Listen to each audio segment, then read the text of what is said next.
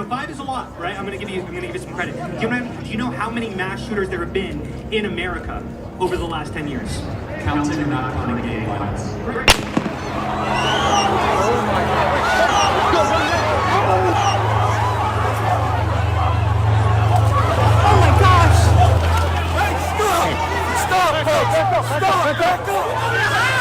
Shots fired during a speech by right-wing activist Charlie Kirk. Charlie Kirk has been shot. The founder of Turning Point USA, a conservative student organization. Let me interrupt you, Vaughn, but please stay on the line.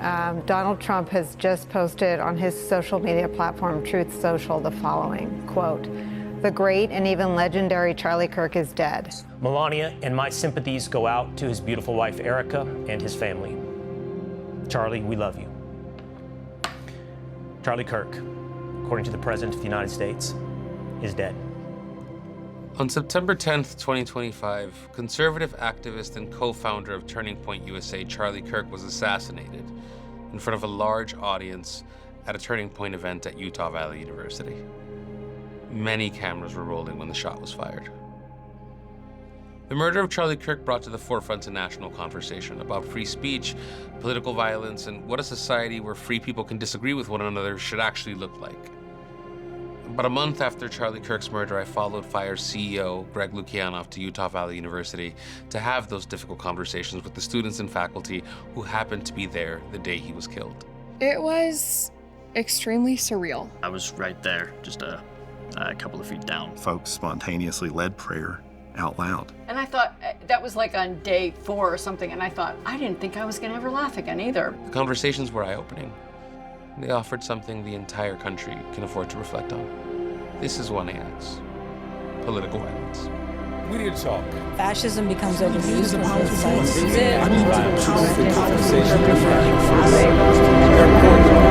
The big story this week is an act of political violence.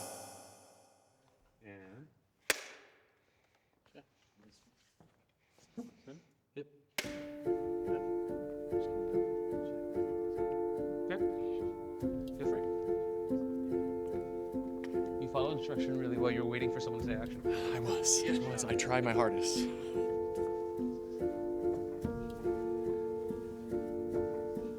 All right, maybe so I'm just gonna jump into it, okay? Okay. You were on campus the day that Charlie Kirk was shot. Yes, I was. What was that day for you? When Charlie was shot in the courtyard, the center was hosting an event about 300 feet away in the university ballroom, just down the hall. I'm part of the staff, so I was helping out with that event. I was about 300 feet down from the courtyard where Charlie Kirk was assassinated. Just during a quick break, I went outside to check out the Charlie Kirk event. I remember looking out and feeling very inspired by how many of my fellow students had shown up. It was different for me. I was in class, actually. So when I walked out of class, it was just like really quiet, and there were a few people walking to the parking lot. I had no idea. I had no idea. Well, for me, it was very much so real.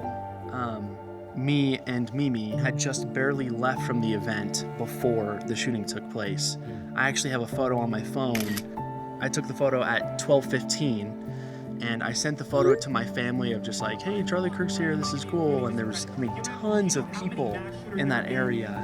And then at 12:23 was when the Charlie Kirk shooting happened. For me, it was very much so real. I remember the second that I walked away from the Kirk event, just saying to my friend, I really hope that everything goes well and that everything remains peaceful, because this is a really great opportunity for our campus. And then just a couple minutes afterwards, we heard that he had been shot. At that time, I was told to go get waters. It was during lunch. I was like, okay, I want to be helpful. I want to do something. So I went to the bookstore, which is directly across from the courtyard. And then I saw people sprinting just as fast as they could. And I thought it was some kind of like weird scavenger hunt. I thought maybe Charlie Kirk or someone had said, okay, first person to get to this side of campus. I don't know. I was making up weird ideas because I just saw people sprinting.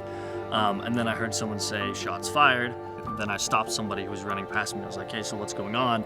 and I heard they shot Charlie Kirk in the neck. We didn't actually know the reason yet. Nobody knew for sure what had happened. We just knew that there was shelter in place, students coming to the ballroom. Many of them had seen it occur, and so gradually they were telling their fellow students, and the word making its way around the room. A couple of interesting things happened. One was seeing the character of our students and our employees in action. It was impressive that they stood there and were calm and reassured other people. Others who had really been shocked by this felt the impulse to gather with other people to pray. The event was from 12 till 3. Yeah, so there were people already showing up. They wanted to be here, Turning Point wanted to be here because they wanted to catch people going from class, and this is central to everything. Right. When I walked over, I was so surprised by how many people showed up. I mean, I was in Southern California before this. It's like, we had him there, and there were like 300 people or 400 people. And right. How many showed up for this event? Probably 3,000. So they were all in all those areas. They were all on the top here. We thought, okay, this will be a good vantage point. Right. So yeah. This is where you took the pictures you were showing me. Yeah. Were you standing here when the shot rang out? Yes. I heard the shot. I knew it came from there. And how'd you know it was coming from there? I heard it. Oh, it's like the sound of it. Oh yeah, absolutely. Counting or not counting gang violence. Oh my God. And then I heard that sound, and then I looked down, and Charlie's people were taking him. So I saw like his feet going backwards, and there was another woman in here, and I kept thinking, oh, maybe it got his shoulder. We were all just completely shocked, and the entire crowd dropped to the ground. It was very surreal. Somebody must have said, "Get down." Go, run! Amy, go, run!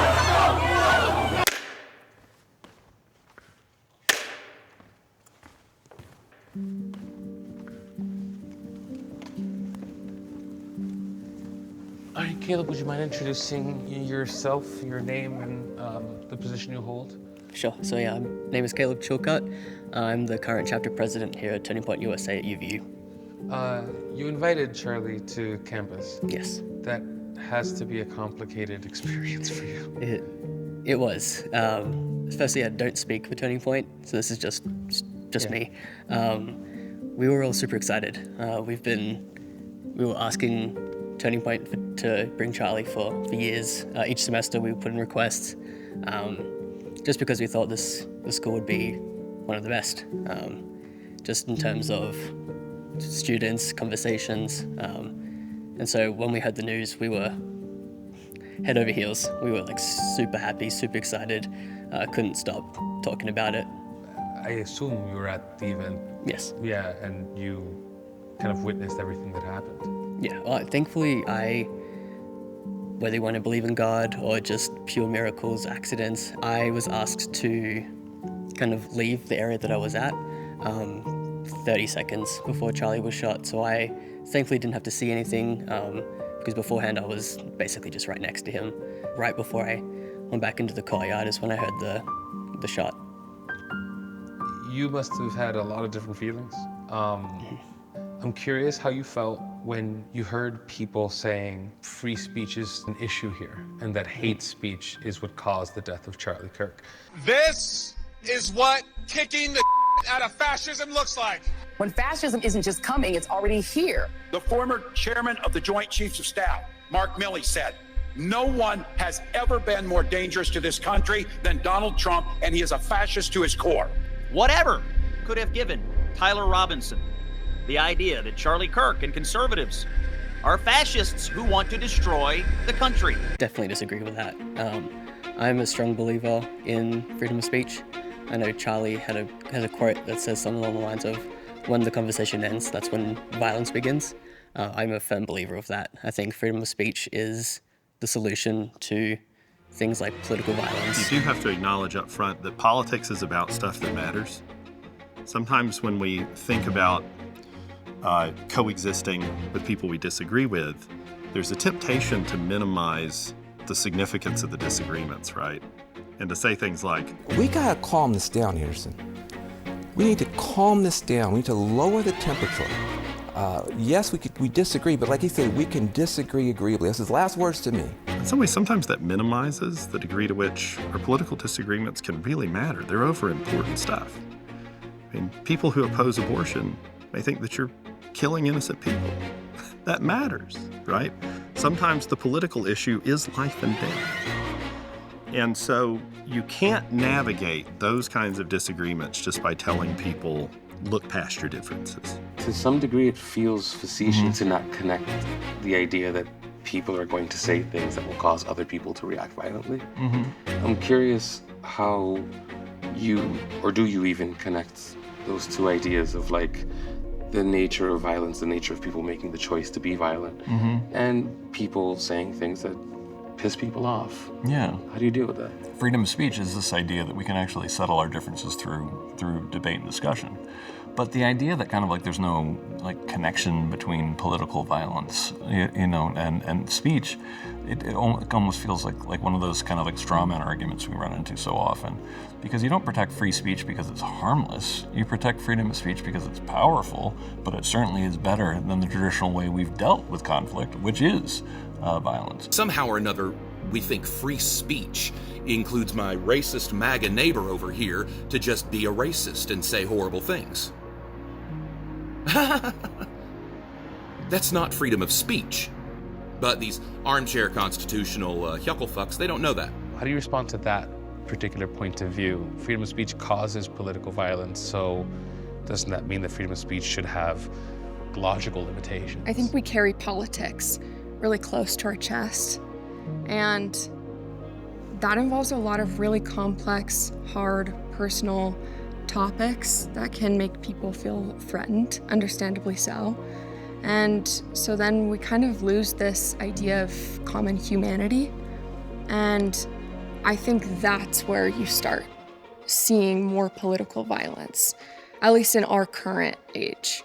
I see people online tearing each other apart over this. I don't think is very reflective of what a lot of us here are feeling. More from the demon-possessed left. Yeah, we gon' celebrate cause we got good come. A win is a win. A win is a win. I don't care what y'all say, a win is a win.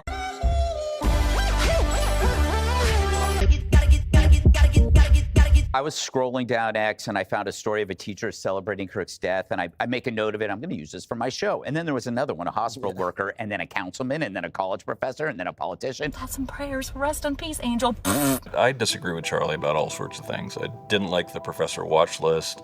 I'm a liberal-leaning atheist, and he's a evangelical Christian, conservative. But I think when you're cheering for the murder of somebody and saying that they had it coming, I think that that's ghoulish, and I think it's also, you're gonna really miss it. If ever we should lose the distinction between words and violence, you're not going to like what that actually looks like. We have a First Amendment in this country. The First Amendment protects a lot of very ugly speech, but if you celebrate Charlie Kirk's death, you should not be protected from being fired for being a disgusting person. If you're a university professor who benefits from American tax dollars, you should not be celebrating Charlie Kirk's death. And if you are, maybe you should lose your job or your university should face a loss of funding. Jimmy Kimmel yanked from ABC's airwaves indefinitely.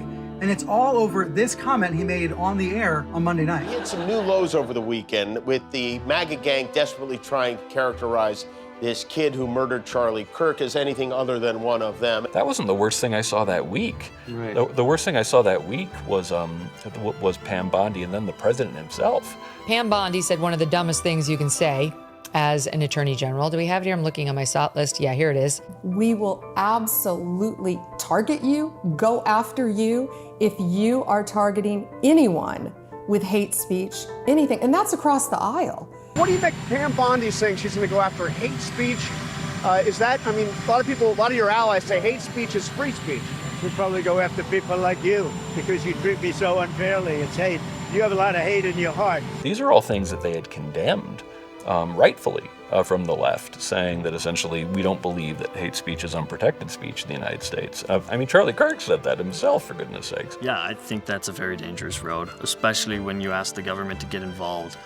That's terrifying to me. I think you're definitely just saying, if you agree with my team, then you're good. If you're playing against my team, then we've got rules for that. I mean, you're the head of Turning Point USA on this campus, so I assume that you're conservative. Personally, yes. Yeah, and so from that perspective, there was a lot of people who you agree with, who it seemed like were saying a lot of things about freedom of speech. What kind of conversations were you having? What kind of feelings were you having? Every feeling. I felt every feeling. That first week, I completely shut off social media, but the times that I was talking to people or I was on social media, having these discussions with people who may have hated Charlie or even just even celebrated his death, I reached out to them and I was like, hey, let's have this conversation. I want to hear your perspective. I want you to hear mine. I want to sit down and have this discussion peacefully, because that's what I stand for. That's what I believe Charlie stood for. Why are you so interested in folks who disagree with you disagreeably? That's a good question. I just really love freedom of speech. That's it. I really, really appreciate the First Amendment. I come from a country where we don't have guaranteed freedom of speech. Where is that? Australia. So we have freedom of expression, but not guaranteed freedom of speech.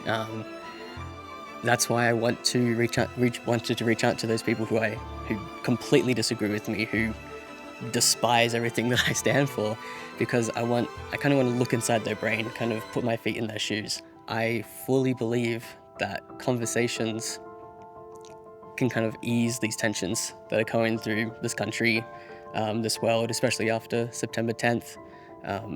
So that's why, despite the hurt, despite the pain, the sadness, I reached out to these individuals because I just wanted to know their perspective, where they're coming from. Do you think free speech is worth the reality of political violence? I do. I think being able to speak freely is a right that, as Americans, is foundational to our government, to our way of life. If we weren't able to have free speech, I think our government would be very different. And I think something that some people need to consider when they do say that, hey, maybe we should get rid of free speech and those sorts of things, is the flip side of what would come of that. That if you want to get rid of free speech and if you want to get rid of people having these different crazy thoughts, then the government that you're asking for is an authoritarian government. I would defend free speech at all costs.